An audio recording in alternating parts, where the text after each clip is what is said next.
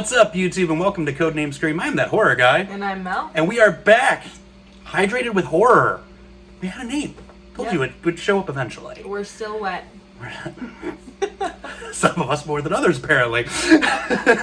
But, yeah, so we're diving, because I have to do that, deep into this series we've got going for you guys. Hope you've enjoyed it to this point.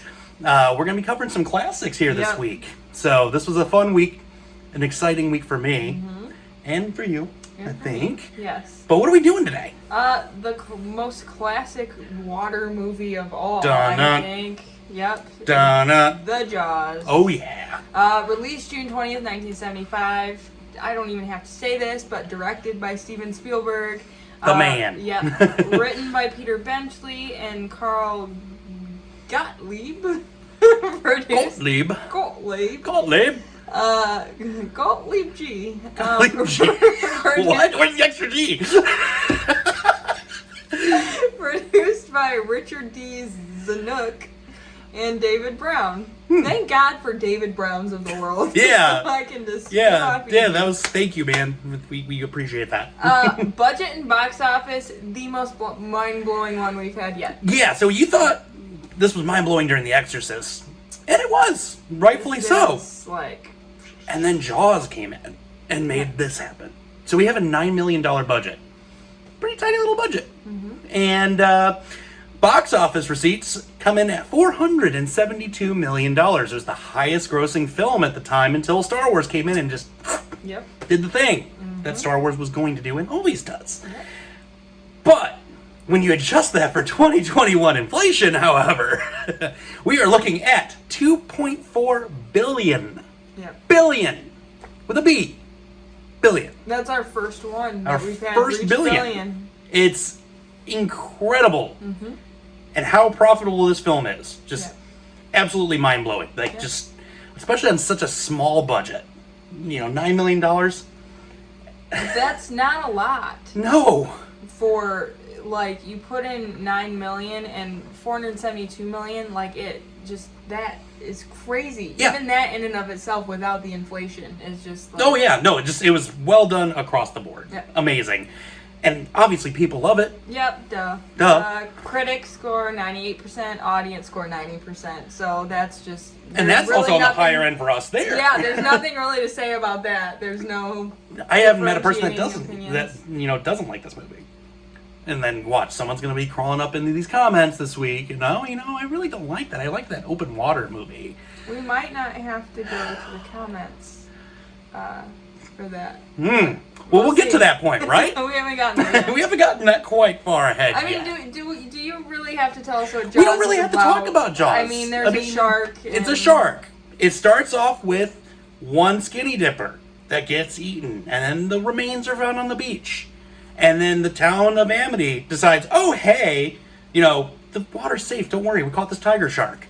Well, the tiger shark didn't eat anybody. And they find this out a little bit too late, and then the 4th of July happens, and bodies start just coming ashore. Yep. And we all know how it ends. It's a classic ending. Yep. It's a classic movie across the board. I really don't feel the necessary to go beyond that, really. Yeah. I mean, you've seen it. You've seen it. If you're watching this video, you've seen it. Everyone's seen Jaws. And if you haven't seen it, I provide a link in the description below for you to check it out. Even better, right? Let's just get to the fun facts. Okay. There are some fun facts, but like a lot of them were super obvious ones because we've heard so much lore about this movie that everyone knows. I found a few that were kind of like little hidden things and more of like stats more than facts, but Steven Spielberg said when he read the novel, he was rooting for the sharks because the characters were so unlikable. And I love a good book or a movie like that. Yeah. Where you're like, you know what? Screw these people. I'm rooting for the bad guy. That's kind of what, like, the Friday the 13th series is. We root for Jason the whole time. Yeah, absolutely. Any horror film, really, we always root for the bad guy. Yeah. That's what we came for. Yeah. We came for the blood, the guts, the good stuff. You're not going to get that with the protagonists. Yep. Yep. So I guess Jaws is like our Michael Myers of the water. The water. Said no one ever. Said no one ever. So Spielberg named the shark Bruce after his lawyer. I mean, sharks, lawyers. Yeah, it tracks.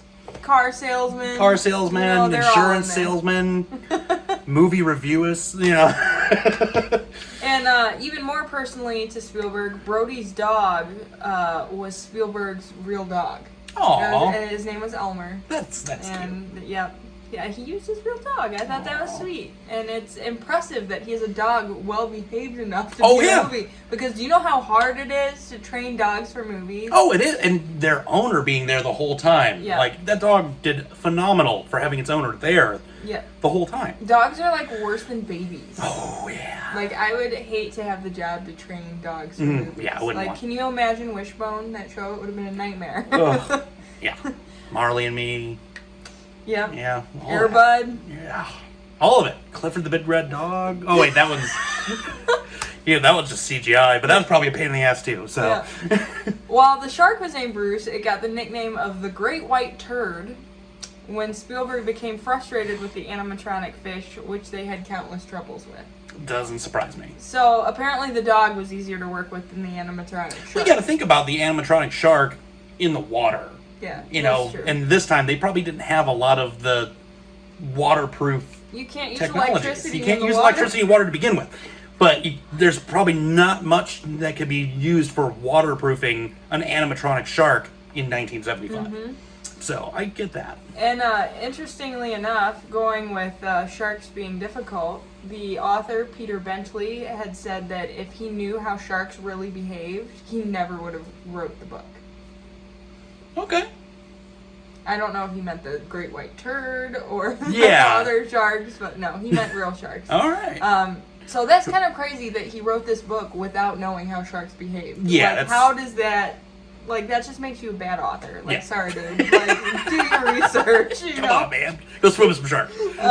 You mentioned this one. I had this one about Star Wars. That was the one that surpassed it in 1977, A New Hope, which, we're both Star Wars nerds, we could go on a whole other tangent. But we'll do without the codename Star Wars. Yeah, codename Star Wars.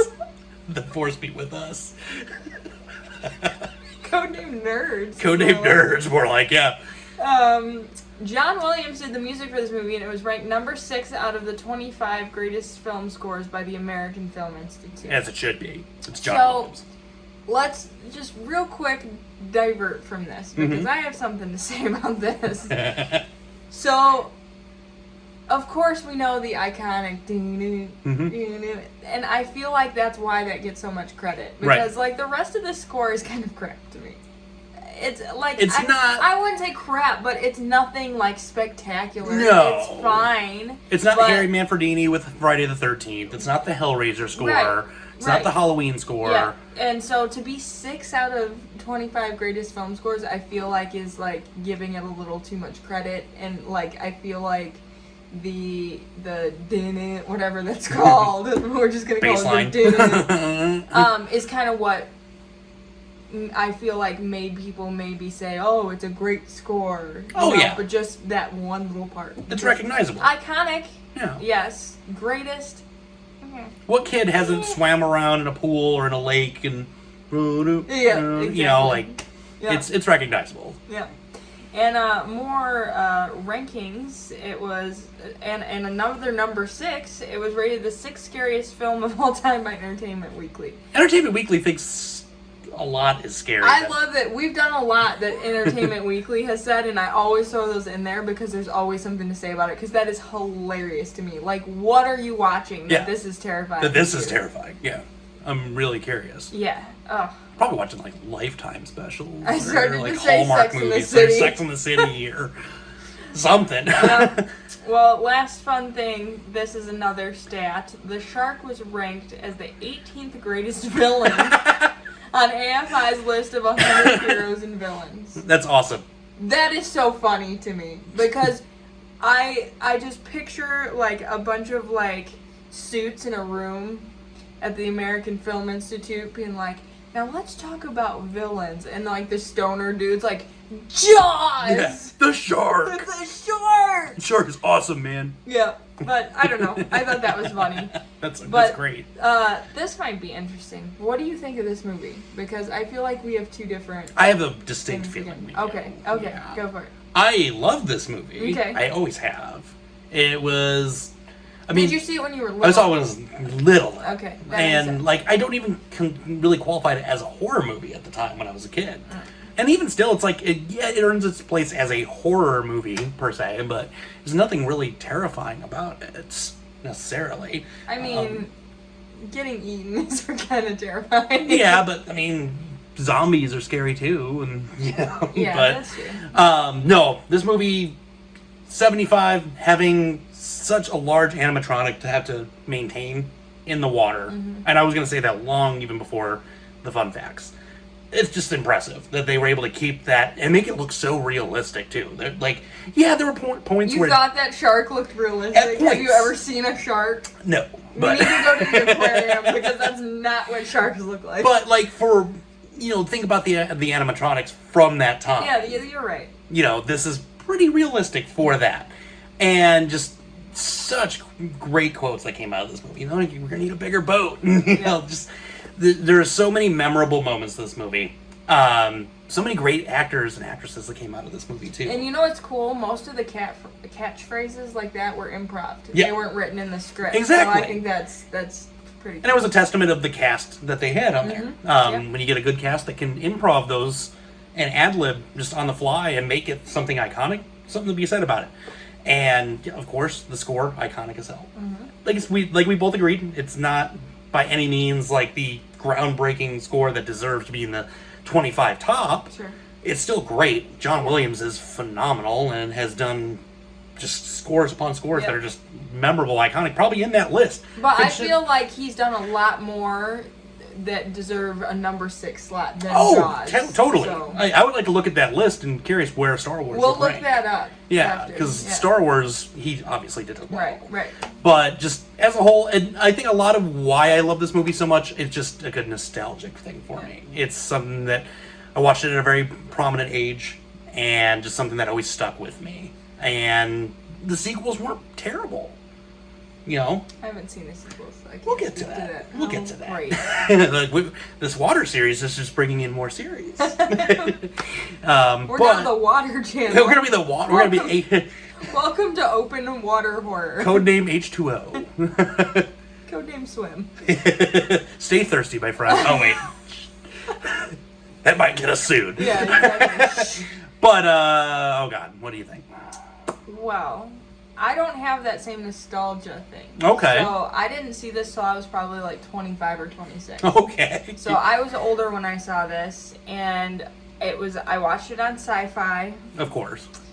And I watched the whole movie, and I was like, that was kind of cool. And then Sharknado came on afterwards, and I was like, this is way better than that Jaws movie. I don't know. It's fine. I don't really need a movie about a shark. It just seems completely unnecessary. The animatronic shark is dumb. And it was fine. But would I care to watch this movie again? Yes. Probably not. No. It's fine. That's a lot to say about this entire series we're running, though, is like a lot of these, we don't need water horror. They're unnecessary. Yeah. Yeah. Until our next video. Until our next one. And then I'm going to just be eating all of that. Pretty much. But, alright. Well, now you can see where we're both coming from on this. Which side are you choosing? Apparently this is Team Mel versus Team Chris again. Ish. It's borderline. I just said it's fine. It's fine. It's enough to get that division line going one more time, just for old times' Do you think this movie is awesome, or do you think it's fine? Awesome. It's fine. Great. It's okay. So in that case, the division line has been made. But obviously you've seen this movie, and if you haven't, there's a link in the description here below for you to check it out yourself. We can talk about it a little more. We didn't spoil anything, but it's pretty obvious what's going on in here. You just spoil this one. This is your freebie. This will be your freebie. If you haven't seen Jaws at this point, whatever. Yeah, but we can discuss more on Facebook, Twitter, Instagram, or email if you so choose. As we mentioned, we got a couple more classics coming with this week particular. And some new ones. Some new ones. You'll see me poop my pants. Quite possibly on camera. Can't wait for that. But yeah, so with that being said, scary you later, YouTube.